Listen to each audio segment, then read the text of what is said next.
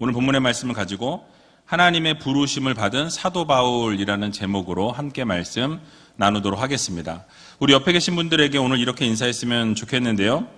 한 주간 동안 수고 많으셨습니다. 한 주간 동안 수고 많으셨습니다. 또 한 번 더 인사할까요? 당신이 있어 행복했습니다. 당신이 있어 행복했습니다. 예, 그렇습니다. 5일 동안 이 특별 새벽 기도회를 잘 마치게 돼서 너무 감사하고요. 마지막 6번째 집회로 금요 성령 집회를 함께 할 수 있게 되어서 너무너무 감사하고 너무너무 기쁩니다. 오늘까지 통계를 이렇게 내보니까요. 우리 학생들이 한 번이라도 집회 참여했던 우리 아이들이 48명이었어요.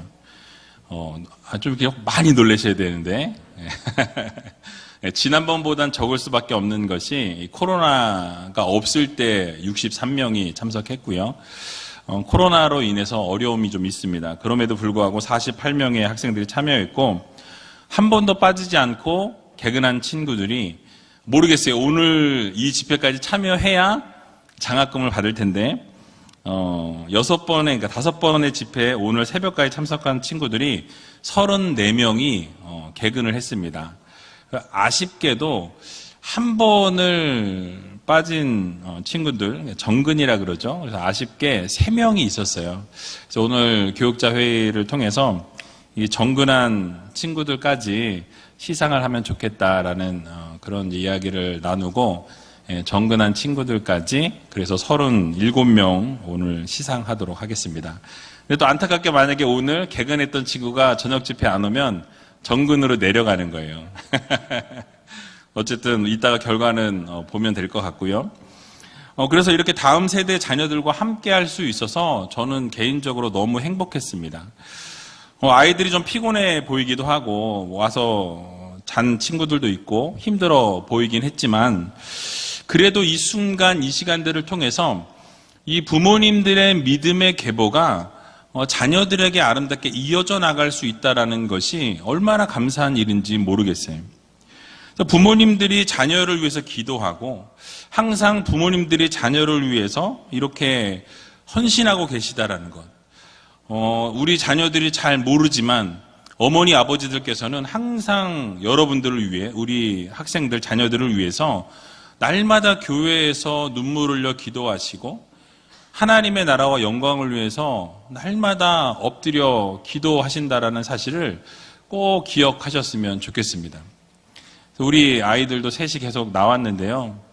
이걸 어떻게 매일 하냐는 거예요. 너무 힘들었다고. 1년에 한 번, 일주일 하는 게 그렇게 힘든데 매일 하면 얼마나 힘들겠어요. 그죠?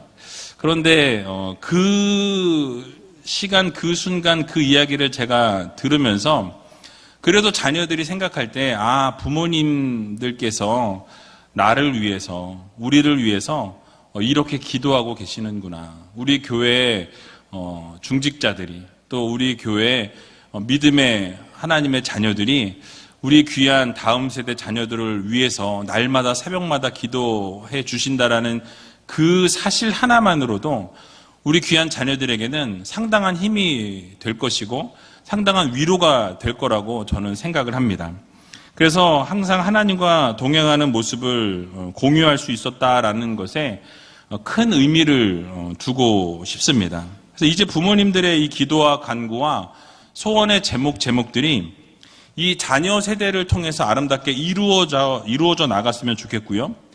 그 믿음의 열매, 그 믿음의 뿌린 씨앗들이 결국 하나님께서 이루실 날들을 기대하면서 여러분들의 자녀들이 자라면서 어떻게 우리의 기도가 응답되어지고 우리의 기도가 어떻게 이루어지게 되는 것인지를 여러분들은 또 그 열매를 따 먹을 수 있는 그런 기회가 있었다고 저는 생각합니다. 그래서 이런 믿음의 계보가 아름답게 이어져 나가고 정말 우리 다음 세대와 우리 어른 세대가 통합되어서 하나 되어서 아름답게 이렇게 이어져 나가는 귀한 일들이 계속해서 이루어지면 좋겠다라는 그런 마음의 소원들이 있습니다. 그래서 여러분 한 주간 동안 정말 수고 많으셨고요. 우리 학생들이 이제 새벽에 열심히 자도 돼요. 한동안 자다가 나중에 또 특세하면 그때 또 오시면 좋을 것 같습니다. 그래서 오늘은 이 마지막 시간으로 하나님께서 사도 바울을 어떻게 부르셨고 또 부르시면서 하나님이 어떻게 역사하셨는지의 모습을 우리가 살펴보면서 하나님께서 우리를 부르실 때 이제 하나님께서 사도 바울을 부르셨을 뿐만 아니라 여러분 각자 한 사람 한 사람을 부르시고 사명을 맡겨주시고 놀라운 역사와 기적을 베풀어 주실 일들이 있을 텐데 그렇게 하나님께서 부르실 때 여러분들은 어떻게 반응해야 할지에 대해서 이 사도 바울의 모습을 살펴보면서 우리의 반응의 모습들, 우리가 어떻게 하나님이 부르시면 우리는 어떻게 반응하고 어떻게 살아가야 할지에 대한 부분을 우리가 한번 생각해 보는 시간을 가졌으면 좋겠습니다. 자, 먼저 본문에 나오는 주인공인 이 사울이라는 인물은 간략하게 말씀드리면 우리가 여기서 나오는 사울은 여러분이 잘 알고 계신 사도 바울과 동일 인물입니다. 근데 이 사울은요, 이 신약 성경의 반을 기록한 저자였어요. 그리고 큰 도시였던 길리기아 다소성 출신이었고요. 그 다소성의 시민이면서 유대교의 철저한 신앙 교육을 받으며 자랐던 인물이 바로 이 사도 바울이었습니다. 게다가 그 당시에 세계를 제패했던 이 로마의 시민권도 가지고 있었던 사람이 바로 이 바울이었고요. 게다가 여러분이 잘 아시는 것처럼 당시에 유명했던 가말리엘 문화에서 이 교육을 받았던 엘리트 출신이 바로 이 바울이었습니다. 그래서 오늘날로 말하면 서울대 출신이라고 해도 모자라지 않을 만큼의 아주 대단한 가문에서 문화에서 공부를 했어요. 그래서 어떻게 보면 오늘날 이야기할 때 금수저를 물고 태어난 사람이다라고 이야기해도 부족하지 않을 만큼의 어떤 백그라운드를 가지고 있는 사람이 바로 바울이었습니다. 게다가 신앙심이 투철해서 이 구약의 율법을 잘 지켰고 흠이 없다고 할 만큼 그런 순종의 사람이었다라고도 말할 수 있겠습니다. 그래서 유대교의 골수분자라고 해도 과언이 아닐 만큼 유대교를 신봉했던 아주 유대교의 뼈를 묻을 만큼의 아주 투철한 정신을 가진 유대교인이었어요. 자, 여러분 이 정도만 말씀드려도 이 사울이 얼마나 대단한 사람이었는지 좀 감이 좀 올 것 같습니다. 그죠? 대단한 사람이죠.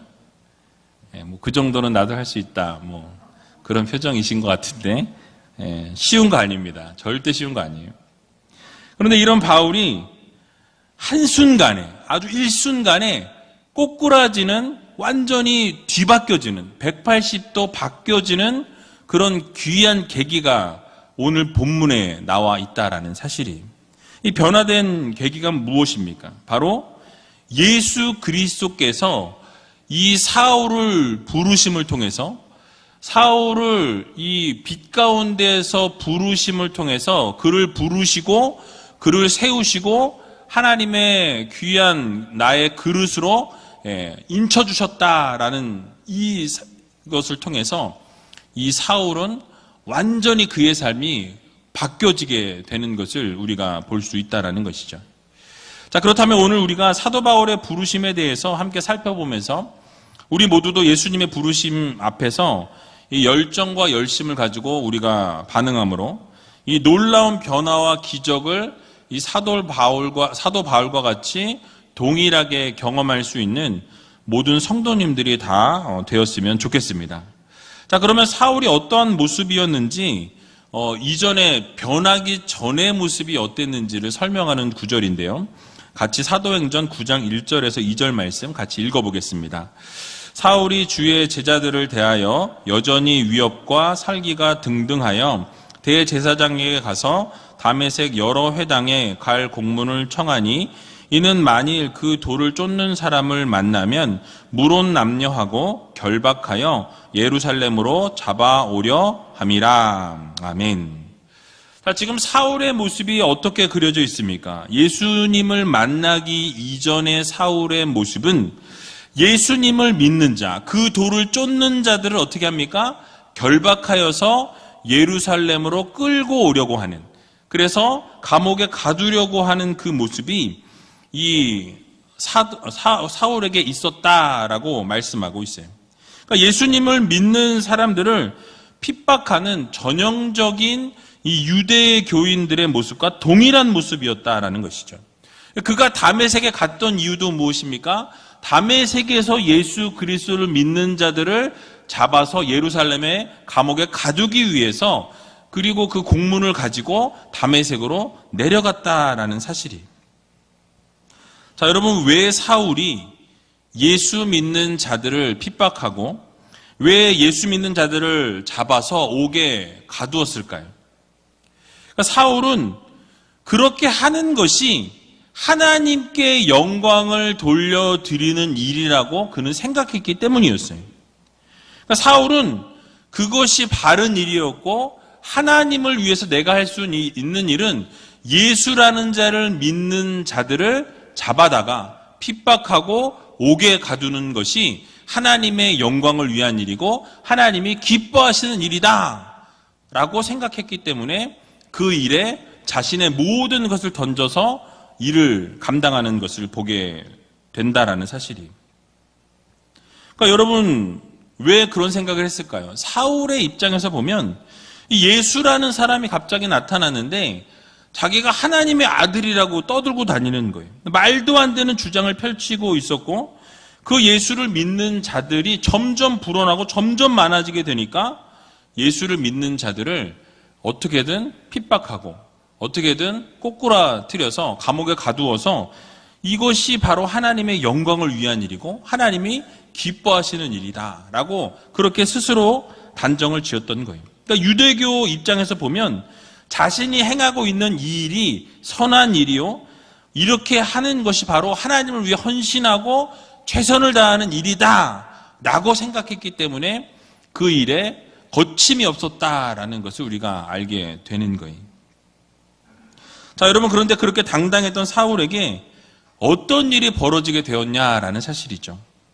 여러분, 예수를 믿는 사람들을 잡으려고 이 다메섹 도상에서 다메섹으로 가는 그 길에서 누구를 만납니까? 예수 그리스도를 만나게 돼요. 예수님께서 빛으로 사울에게 나타나셔서 왜 나를 핍박하느냐고, 내가 핍박하는 예수니라 라고 주님께서 말씀하시는 것을 보게 되죠. 그래서 오늘 본문 3절에서 5절에 나와 있는데요, 같이 한번 읽어보도록 하겠습니다. 사울이 행하여 다메섹에 가까이 가더니 호련히 하늘로서 빛이 저를 둘러 비치는지라. 땅에 엎드러져 들음에 소리 있어 가라사대 사울아 사울아 내가 어찌하여 나를 핍박하나 하시거늘 대답하여 주여 니시오니까 가라사대 나는 내가 핍박하는 예수라. 아멘. 자, 여러분, 한번 상상의 날개를 펼쳐보세요.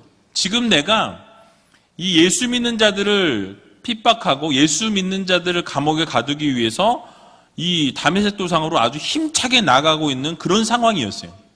그런데 빛 가운데서 누가 나타나셨습니까? 예수 그리스도께서 나타나신 거예요.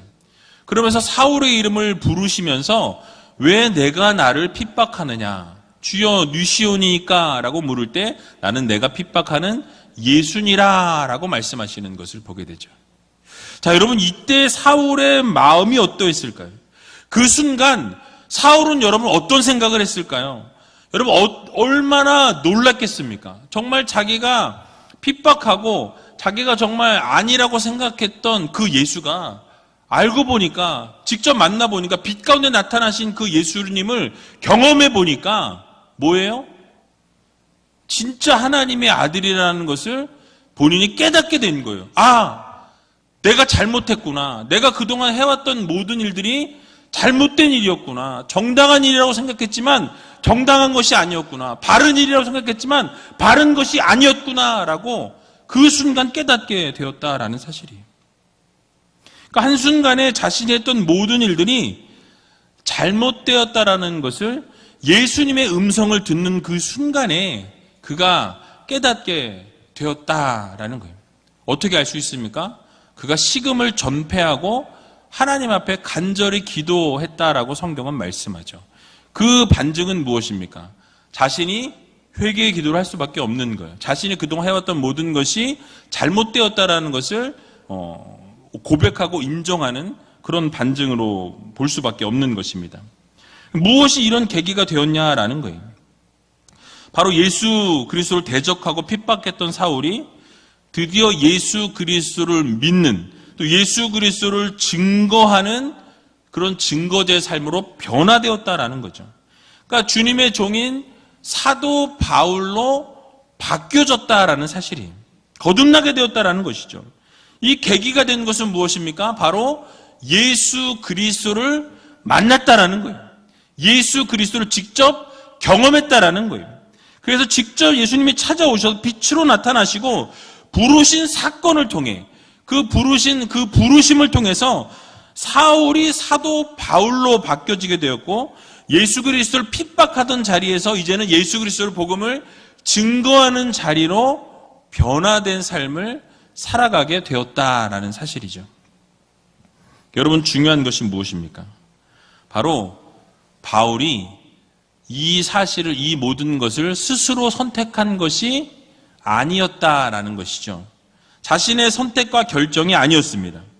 오직 예수 그리스도께서 바울을 선택하셨고 부르셨고 주님이 사랑해 주셔서 주님의 일꾼으로 주님이 세우신 거예요. 여러분, 이것을 우리가 뭐라고 부릅니까? 은혜라고 불러요. 은혜. 여러분이 이 자리에 있는 것도 하나님의 은혜입니다. 여러분들이 예수 그리스도를 믿게 된 것도 하나님의 은혜라는 거예요. 그러니까 하나님의 은혜가 있었기 때문에 예수님을 핍박하던 자리에서 이제 예수님을 섬기고 예수 그리스도를 증거하는 자리로 하나님께서 옮겨주셨다라는 사실이. 그래서 예수 그리스도를 전하는 하나님의 일꾼이 되는 영예를 안게 되었다라는 사실이죠. 여기서 우리는 한 가지 생각해 볼 수 있는 부분이 있습니다. 그러니까 하나님께서 필요하시면 하나님의 일꾼들을 하나님이 직접 세우시고 직접 부르시고 직접 하나님이 말씀하신다라는 사실이죠. 여러분, 사울을 부르실 때 사울이 원해서 예수님의 그릇으로 선택이 되어진 것이 아니었다라는 거죠. 하나님의 은혜로 세우심을 입게 되었습니다. 부르심을 입게 되었다라는 거예요. 그러니까 나의 의지와 나의 선택이 아니라 누구의 선택입니까? 하나님의 선택이에요. 하나님이 선택하셔서 하나님이 부르시고 하나님이 일꾼으로 세워주신다라는 이 사실을 여러분들 모두 믿으시기 바랍니다. 그래서 사울은 예수님을 믿는 자들을 핍박하러 가는 도중이었지만 그런 인간적인 계획과 생각과는 다르게 하나님께서 뜻하신 바는 무엇입니까? 그런 그를 바꾸셔서 하나님을 전하는 자로, 하나님의 복음을 증거하는 자로 세우시는 것이 하나님의 계획이요 하나님의 뜻이었다라는 거예요. 그래서 결국 그를 부르시고 일꾼 삼으시려는 계획대로 하나님이 모든 것을 진행해 나가시고 진행하시는 대로 그 모든 것이 움직여지게 되는 것을 우리는 보게 되는 것이죠. 여러분, 그렇습니다. 모든 시대에 하나님의 일꾼들에게도 동일하게 적용이 되어져요. 오늘을 살아가고 있는 여러분들에게도 동일하게 적용이 되어진다라는 말씀이. 성경에 나오는 많은 인물들을 보게 되면 하나님이 선택하시고 일방적으로 하나님이 선택하시고 하나님이 부르셔서 하나님의 일꾼들로 세워주시는 것을 우리는 보게 된다라는 말씀이에요. 그래서 이번 특별 새벽 기도회 때 살펴본 인물들도 다 보게 되면 아브라함도 어떻습니까? 하나님이 부르셨어요. 하나님이 세우십니다. 모세도 어떻습니까? 자기 자신을 할 수 없다라고 이야기했지만 하나님께서 그를 이스라엘의 지도자로 세우시는 것을 보게 되죠. 여호수아는 어떠했습니까? 여호수아도 자기는 할 수 없다라고 이야기할 때 하나님께서 마음을 강하게 하라, 담대해야 하라 말씀하시면서 그를 모세를 뒤를 이을 지도자로 세우시는 것을 보게 되죠. 그러니까 모든 이 성경에 나오는 하나님의 사역을 감당한 종들은 하나님께서 선택하시고 하나님께서 부르셔서 하나님의 일꾼으로 세워주셨다라는 이 사실을 여러분들 모두 기억하시기 바랍니다. 동일하게 오늘을 살아가는 여러분들도 마찬가지인 거예요. 하나님께서 만세전에 여러분들을 택하시고 하나님께서 분명히 하나님께서 여러분을 부르시고 하나님의 사명을 맡기셨다라는 거예요. 그래서 그 사명을 우리가 받았기 때문에 여러분 그 부르심 따라서 여러분들이 많은 사역들을 감당하게 되었다라는 사실이죠. 그래서 예수님께서도 분명하고 명확하게 이렇게 말씀하시는 것을 우리가 보게 됩니다. 요한복음 15장 16절에 나와 있는데요. 같이 한번 읽어보겠습니다. 너희가 나를 택한 것이 아니요 내가 너희를 택하여 세웠나니 이는 너희로 가서 과실을 맺게 하고 또 너희 과실이 항상 있게 하여 내 이름으로 아버지께 무엇을 구하든지 다 받게 하려 함이니라. 아멘. 여러분 무엇입니까? 우리가 하나님을 택한 것이 아니다라고 말씀하죠. 누가 택하셨다고요? 하나님께서 여러분들을 택하시고 부르셔서 많은 사역들을 맡기셨어요. 뭘 위해서? 많은 과실을 맺게 하기 위해서, 많은 열매를 맺게 하기 위해서 여러분을 부르시고 선택하셔서 귀한 사명들을 맡겨주셨다라고 말씀하고 있습니다. 그래서 결국은 여러분이 무엇을 구하든지 다 받게 하기 위해서. 누가 좋은 거예요? 하나님이 좋으신 겁니까? 여러분이 좋은 겁니까? 너무 어려운 거예요? 여러분이 좋은 거죠. 또 하나님도 좋으신 거예요. 그러니까 여러분들이 기도하는 것마다, 구하는 것마다 다 이루어 주시려고, 열매를 다 맺게 하시려고 여러분을 부르시고 선택하셔서 하나님의 자녀로, 백성으로 세우셨다라고 성경은 우리들에게 말씀하고 있는 것입니다. 여러분, 그러므로 하나님으로부터 세움을 입은 우리는 이 부르심 앞에 감사하면서 우리가 이 세상을 살아가야 한다는 거예요. 그러니까 사람의 생각으로 세워진 것이 아니라, 사람의 뜻대로 부르심을 입은 것이 아니라 누구의 뜻대로? 하나님의 뜻대로 여러분을 부르셨다라는 사실이에요. 하나님의 뜻대로 여러분을 세우셨다라는 것을 반드시 우리는 기억해야 할 것입니다. 그런데 우리가요, 이런 오류를 범할 때가 있어요. 우리의 생각과 우리의 판단으로 이 하나님의 뜻과 하나님의 계획과 섭리를 꺾으려고 할 때가 있다라는 것이죠. 왜냐하면 내 생각이 우선순위가 되고 나의 뜻과 나의 계획이 하나님의 계획과 부딪혔을 때 하나님의 계획을 우선시하는 것이 아니라 내 계획과 내 뜻과 내 생각을 우선시하게 되는 경우들이 많이 있는 것을 보게 되는 것이죠. 그러니까 하나님께서 분명하게 말씀하셨음에도 불구하고 내가 아는 지식과 내가 했던 경험들, 그것들을 기준으로 삼고 내 뜻을 관철시키고자 하는 그런 삶을 살아갈 때가 우리 안에 너무 많이 있다라는 사실이에요.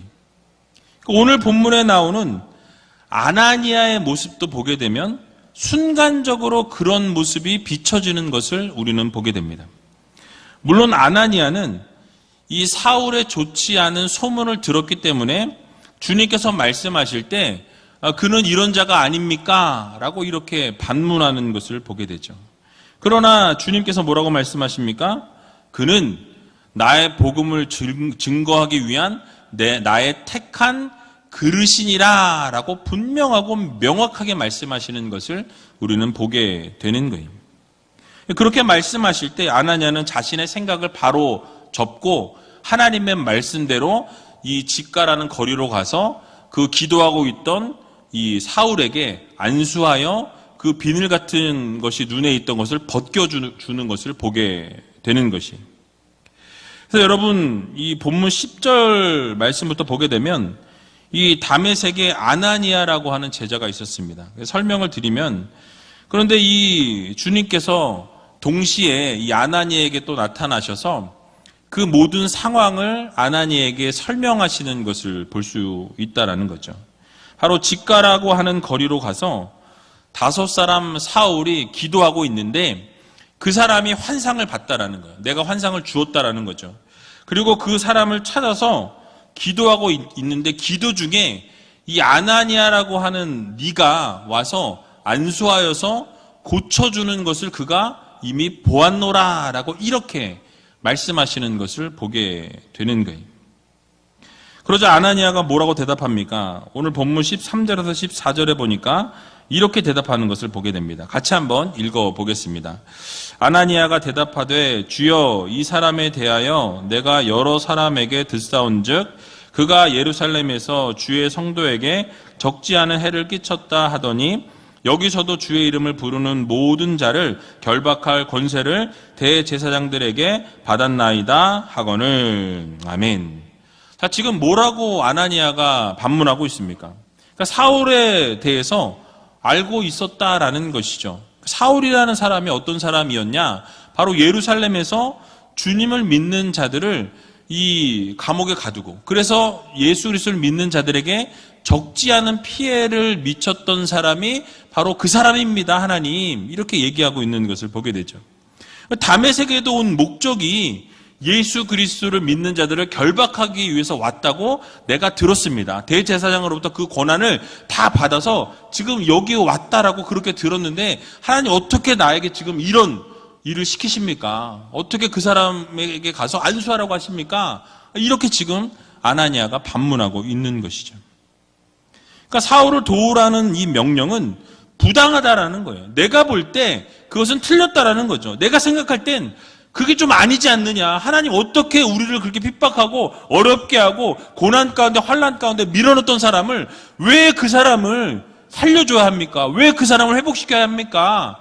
지금 이 얘기를 하고 있는 거예요. 여러분, 객관적으로 볼 때 아나니아가 말한 것은 하나도 틀리지 않아요. 정말 맞습니다. 분명히 사울은 도움을 받을 자격이 없는 사람이었어요. 아니, 어쩌면 기독교인의 입장에서 이 사울을 보게 되면, 야, 잘 됐다. 이참에 그 사람 눈이 확 멀어가지고 앞을 못 보고 다니면 너무너무 좋겠다. 이렇게 생각하지 않으시겠어요? 여러분이 기독교인이, 여러분들을 핍박하고 여러분을 죽이고 여러분들을 감옥에 가두던 사람이 갑자기 앞이 안 보여가지고 누웠다고 생각해 보세요. 꿈쩍도 못하고 있다고 생각해 보세요. 여러분 어떠시겠습니까? 아, 제가 그를 위해서 안수하여 고치겠습니다. 이러시겠어요? 아니면 아싸! 잘 됐다!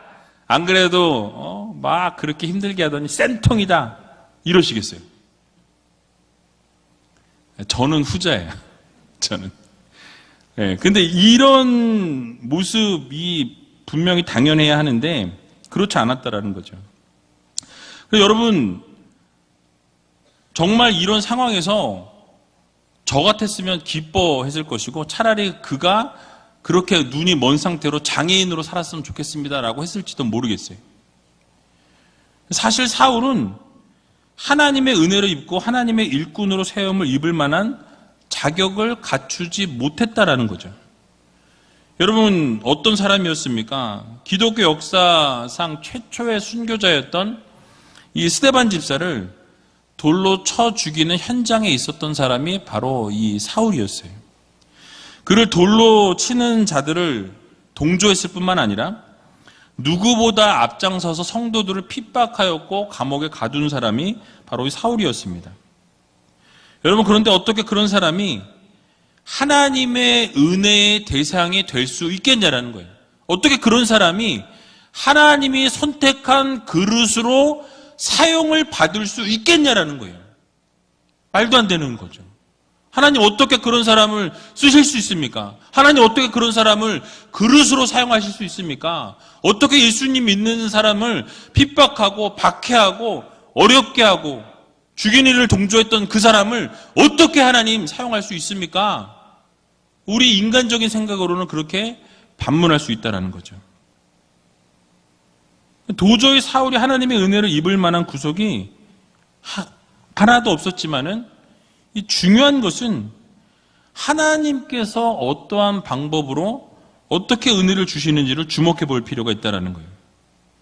여러분, 하나님께서는 자격과 조건을 따지지 않으시는 하나님이십니다. 그래서 은혜를 베푸실 때 또 당신의 일꾼을 세우시고 부르실 때 그 사람의 자격이나 뭐 그 사람의 어떤 백그라운드나 그 사람의 자격을 보고 부르시는 게 아니에요.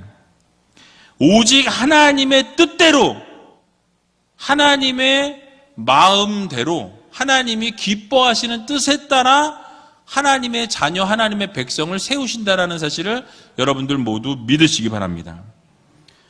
여러분, 그래서 사도 바울도 고린도전서 15장 10절에서 나의 나된 것은 하나님의 은혜다라고 이렇게 설명하는 것을 보게 됩니다. 그러니까 하나님의 은혜가 아니고서는 내가 될 수 없었다라고 고백하고 있는 거예요. 하나님의 은혜가 아니고서는 자신이 하나님의 복음을 증거하는 자로 세움을 입을 수 없는 자라고 자기 자신이 스스로 인정하고 있는 것이죠. 그러니까 하나님께서 조건과 자격을 따라 은혜를 베푸시고 이렇게 일꾼을 세우신다면 이 땅에 하나님의 일꾼으로 세움을 받을 수 있는 자는 아마 한 사람도 없을 것입니다.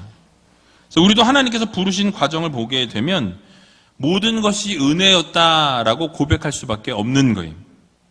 그래서 여러분, 우리도 하나님께서 은혜로 불러주셨고 은혜로 세우셨고 또 은혜로 하나님의 동역자로 백성으로 자녀로 불러주셨다라는 이 사실을 여러분들 모두 마음 깊이 새기시기 바랍니다.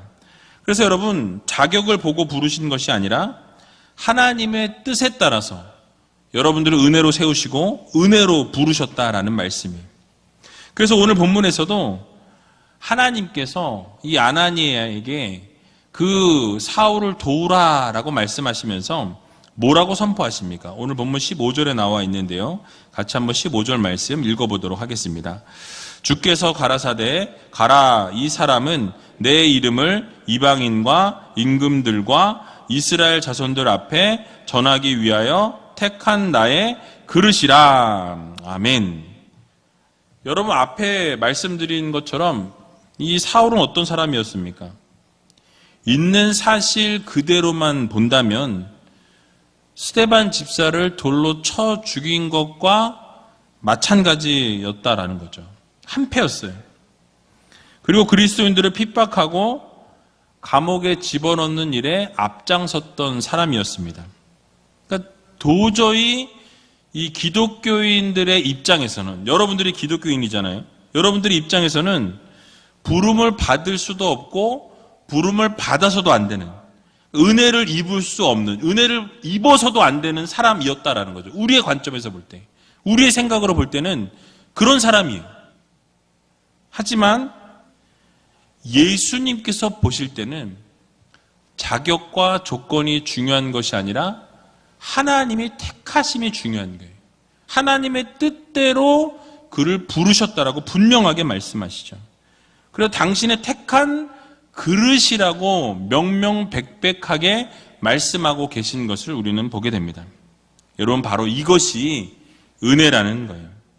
자격이 없고 하나님 앞에 부르심을 받을 만한 아무런 공로가 없는 우리들이지만 하나님께서 은혜로 우리를 부르시고 하나님께서 은혜로 여러분들을 자녀 삼아 주셨고 하나님이 은혜로 여러분들을 백성 삼아 주셨고 아들로 딸로 세워주셨다라는 이 사실을 여러분들 모두 믿으시기 바랍니다. 그래서 여기 앉아있는 모든 분들이, 아니 모든 기독교인들이 정말 하나님의 구원을 받을 만한 자격이 없는 사람들이에요.